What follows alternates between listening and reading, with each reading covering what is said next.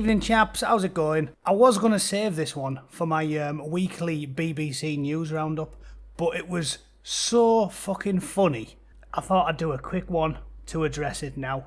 Plus, it just doesn't seem cricket to include the old current bun on a BBC News roundup, but I didn't want to ignore it. As you can probably tell by the title, children's entertainers dressed as Paw Patrol characters held hostage and racially abused by feral 5-year-olds.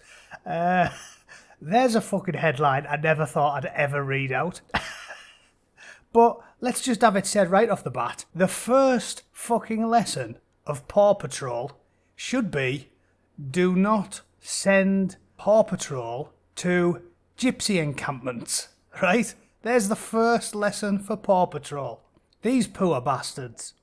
Fuck me. Get on your paws and use them to fuck off in the opposite direction. That should be the lesson for Paw Patrol. It said, 3 children's entertainers dressed as Paw Patrol characters were battered, racially abused and held hostage at a party until police arrived in 3 riot vans. 3 riot vans. They should have sent my man PC Bustard. He'd have fixed this problem on his own.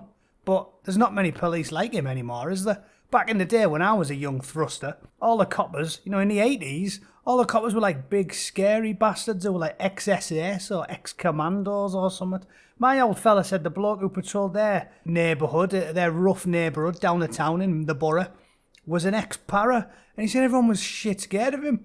And your dad used to knock the shite out of you if you did anything wrong, because the para used to threaten your dad, and he'd be like, listen, fucker, I might not be able to slap the shite out of your son, but if he keeps breaking people's windows and being a menace, I'll come round and break your fucking jaw. How does that sound?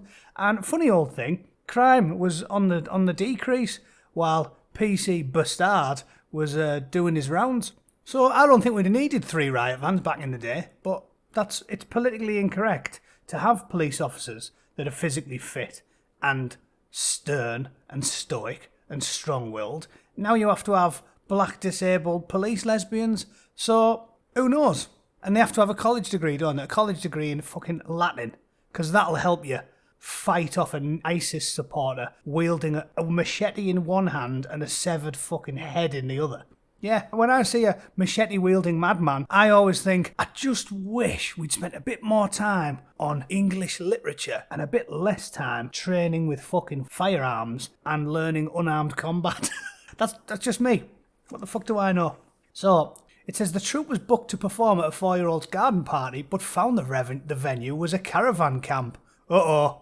Alarm bells should have been ringing, girls. Ebony Gooding, 28, and sister Tamara Gooding, 29, were racially abused at a children's party. Although I have to say, how the fuck did they figure out they were black? That doesn't seem like a very revealing costume. You're not going to get much twerking done dressed as a dog-born firefighter. And whatever that other thing is on the right. Looks like some form of K9 pilot. Can't do a worse job than the RAF, but let's move on. The pals were dressed as Chase, oh there we go, Marshall, and Sky. Ebony Gooding told how the pals were confronted by a mob of primary school-aged children who immediately started kicking and punching them. Fuck me. Primary school children who started kicking and punching them.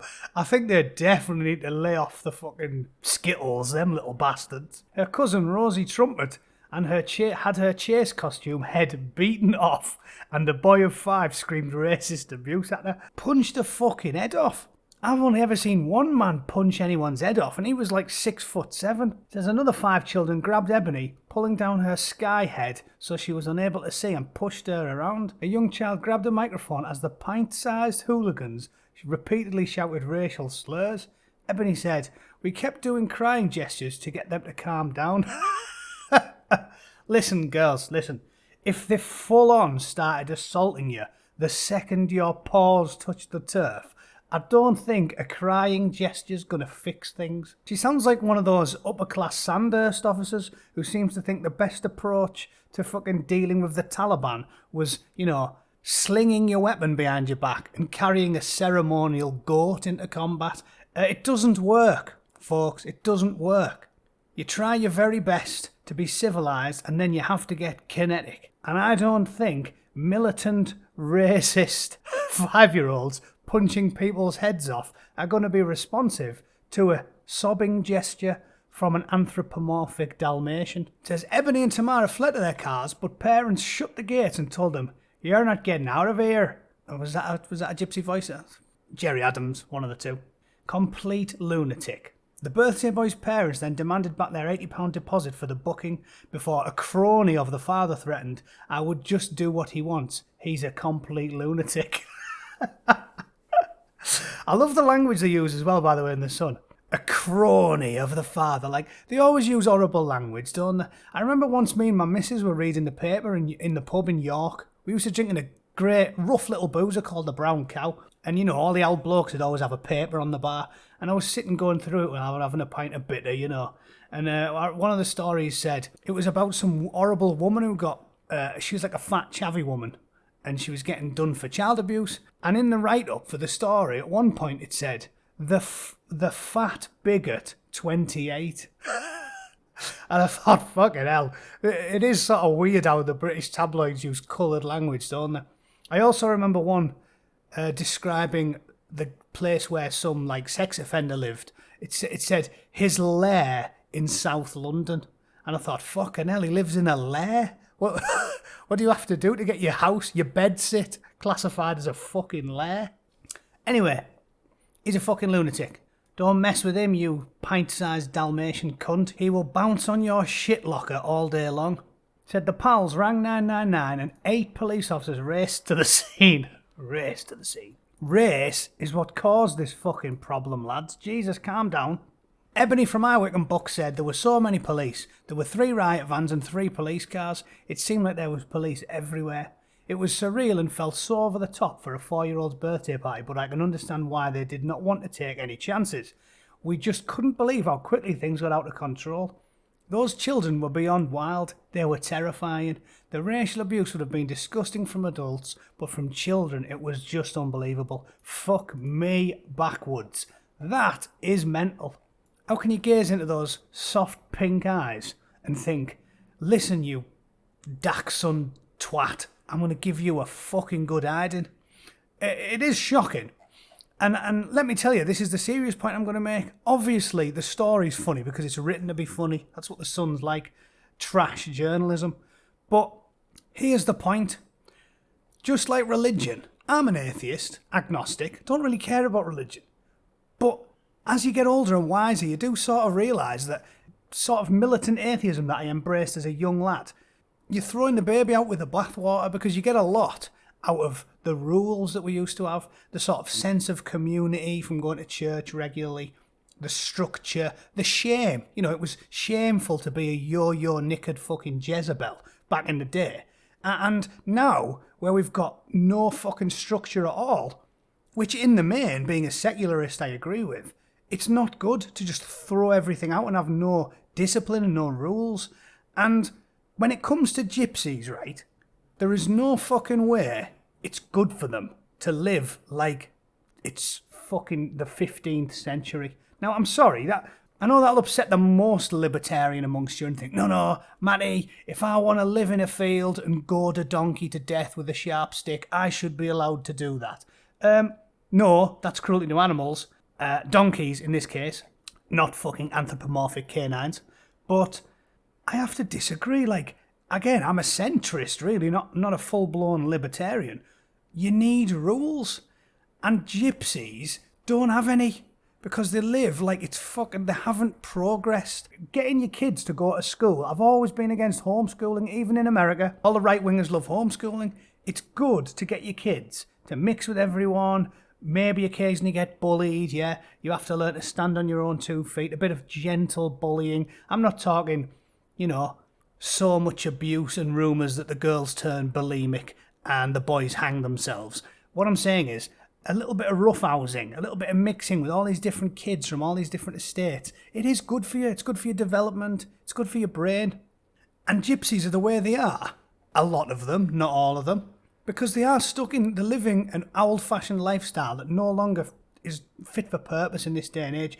And they are pretty racist in the main. More than any other group in society, I think. This is why people complain about, oh yeah, it's okay to racially abuse gypsies. It's not okay to racially abuse anyone. But we do sort of turn a blind eye to it. And I think it's because most people think, yeah, if you have to pick one minority group in the UK that's still a bit problematic on the whole, it is the traveller community. And even that word makes me laugh because they don't do much fucking travelling, do they? If you stick a caravan at the foot of some cunt's driveway and then just cover the street in shit, first of all, you're a messy bastard, and second of all, you're not travelling anywhere. They probably move less in a year than my fucking dad does, and that fat old cunt has been sat on his fat ass watching the fucking golf ever since he retired. He's probably done about 200 yards in 3 years. Anyway, it's bad. And more than any group I know of, gypsies, they do have some old-fashioned views that we don't have anymore towards minorities, towards anything new, right? In the Gypo community, they're probably still behind the times. They're probably not aware that 12% of the country's got roots elsewhere. They're probably not aware there's fucking Muslims everywhere and Afro-Caribbean people, well, BME of every stripe, because the world's moved on. It's 2020, we live in a global community, and they're still living in caravans, communicating via fucking hand signals and pulling down bus shelters to sell for scrap. They're living in a bygone age, and I think it would be good for them and us if we applied a little pressure to them to try and move things along instead of always being tolerant of everyone's different lifestyles, even if we know it's bad for them. A little bit of societal pressure to get them to integrate and fit in is good for any community. It doesn't matter whether you're black, minority ethnic, Muslim, traveller, whatever it is. It's good to get people singing off the same hymn sheet, so to speak. And I will finish with I swear to God, this is a gen dit. You guys know me, I do not tell a lie. I'll even tell you where it is. When I lived in York in the UK, I lived in a nice little apartment here, right inside the walls. It was fucking lovely. If anyone's never been to York, I highly recommend it. Beautiful. I think one of the best cities in the UK, but I'm biased because I'm a northern bastard and I don't ever want to go anywhere south of fucking Leeds. But it's beautiful. And I used to live there, right on Warmgate. Look at that. There's Jenny's Chippy, I used to go in there regularly. There's the city walls. That wall goes all around the city. It's brilliant. So I used to live about there, in them little houses on the left. It looks fantastic when you first move in, and then every time you open the curtains, there's 4,000 fucking Japanese tourists taking photographs. It's impossible to have sex. I didn't masturbate for the entire time I lived there, unless I was visiting my dad, and I used to crack one out in the shed. And here's the fucking restaurant. Up the road, past the Rose and Crown, another boozer I used to frequent, and the Wagon and Horses, which is another great one I used to go to a lot. That's why it's good. There's fucking pubs everywhere. There is a little Chinese restaurant called the Mayfair. There it is there. And the Mayfair does a great salt and pepper chips, sweet and sour. It's bang on, right? Just up the street from the Mayfair, there is this, the humble travelling community that doesn't do very much travelling. You can see there's a few caravans there, but they typically live in statics now. And it's over the road from Morrison's, which, by the way, that was where we used to do our shopping. And they were always in there, walking around the fucking aisles, emptying all the sandwiches, opening all the fucking meat and cheese products, basically having a picnic and then fucking leaving without actually paying for anything. That was quite a regular occurrence, because I used to drink with the manager from Morrison's and he was always whinging about them. Anyway, and I seen these guys going when I was in the Mayfair. I was in there with my wife. There was about 4 other customers and 3 of them came in.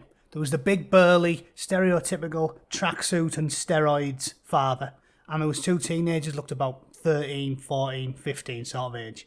They marched up to the counter, as God is my witness, this is true, and they went straight up there and they fucking were all tittering and nudging each other and laughing. And the kids were going, "Oh, hello there," like doing like Team America Kim Jong impressions, I swear down, and like doing little slitty eyes, pulling their eyes sideways. And just, they did the whole order in ridiculous, over-the-top fake Chinese. And the whole fucking restaurant was sat there aghast. That is a fucking true story. They were like, "Oh, hello," and they were like sniggering and laughing and looking over at me and grinning. And everyone in there was just fucking horrified. And in my experience, again, it's only analogous, I'm not going to point to any fucking studies, but they were the most bigoted, most racist people in that fucking city as a group.